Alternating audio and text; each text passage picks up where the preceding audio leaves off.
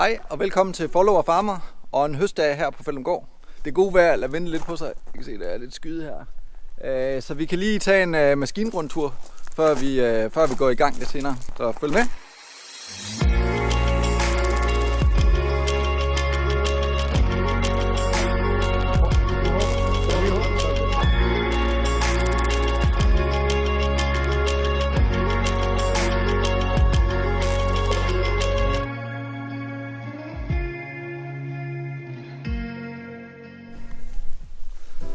Så er vi kommet herop til majtaskeren. Den nye, for mig nye, flotte majtasker. Og som I kan se her, så står pick-up'en ved siden af. Det er fordi, det er min servicebil. Og Knud står også her. Det er min søn. Han er hjemme i dag, fordi han skal starte i skole i morgen. De store, de har først skoledag i dag, men han skal først starte i skolen i morgen. Det er hans første skoledag, så det bliver stort. Men altså, vi er sådan set fint i gang med at høste. I kan se i rejgræsset her, det er blevet høstet for et par uger siden. Og vi har høstet noget raps. Og så skal vi i gang med den her vorbygmark, som I tidligere afsnit har set blive sået. Så det bliver spændende at se, hvor meget det giver. Men sådan i høsten her, så gælder det jo om at prioritere, hvilke afgrøder der skal høstes først, og hvornår de bliver moden osv. Så der er mange beslutninger. Men vorbyggen er en af de ting, som skal prioriteres, fordi den kan godt knække ned. Så det gælder om at få høstet den ret tid i hvert fald. Så er vi kommet hen til traktoren med kornvognene. De står her foran værkstedet og er blevet gjort klar. Og som I måske kan se, har jeg lejet en 724. Det er ikke så dyrt at leje en traktor, og min gamle 515, og den er lidt hårdt spændt for en stor kornvogn, så det har jeg prøvet at gøre i år. Her til morgen er det egentlig kun mig.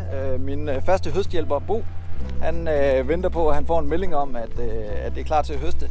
Han har et andet arbejde, som han også passer lidt her ved siden af, men har fået skrevet ind i sin kontrakt, at han kan tage en måned fri og høste og hjælpe herude på gården, så det er super fedt, at han kan det. Så er vi kommet herhen til amerikanersilerne. Det er noget af mit kornanlæg, og som I kan se, så fylder jeg den med en amerikanersnegl. Jeg har valgt at have amerikanersnegl i stedet for korngrav, for jeg synes, at en amerikanersnegl den er så simpel. Så der er meget begrænset, hvad der kan gå i stykker, og så er en korngrav desuden også ret dyr. Som I kan se, så har jeg 2 amerikanersnegle, og det er jo lidt mærkeligt. Men min nabo, han skiftede til korngrav, så han fik en amerikanersnegl til års. Så den købte jeg. Det giver super meget fleksibilitet, hvis nu den ene skulle gå i stykker. Plus at det er meget nemmere at skifte afgrøder, når man nu har fremavl og skal have det rent. Så kan man ligesom have det gjort rent på forhånd og klar til en anden silo. Så det fungerer faktisk rigtig fint. Men vi håber snart, at det bliver høstvejr, så vi kan komme ud og prøve, om byggen den er ved at være tør. Så vi ses snart om lidt.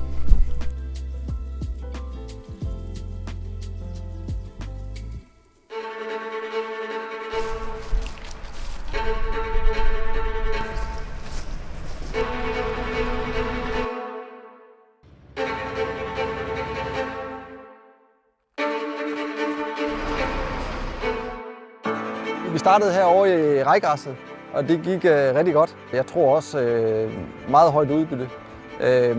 Så det tegner til at blive en rigtig god høst. Og her i weekenden så høstede vi raps, som vi har afleveret direkte på foderstoffen. Så det har vi faktisk allerede afregnet for, at der er 5,7 tons per hektar. Så det er vi utrolig glade for, fordi høje priser, høje udbytter, ja, det kan ikke være bedre.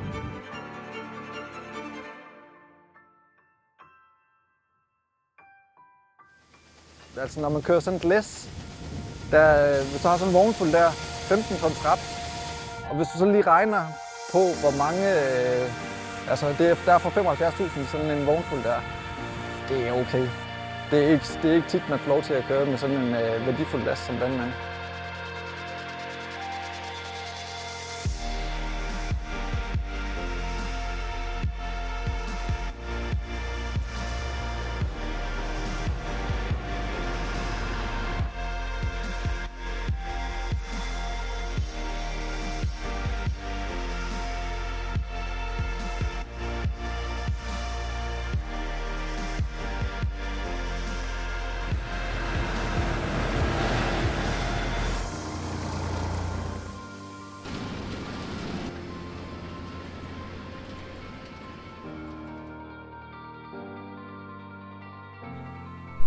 Så blev det fyraften.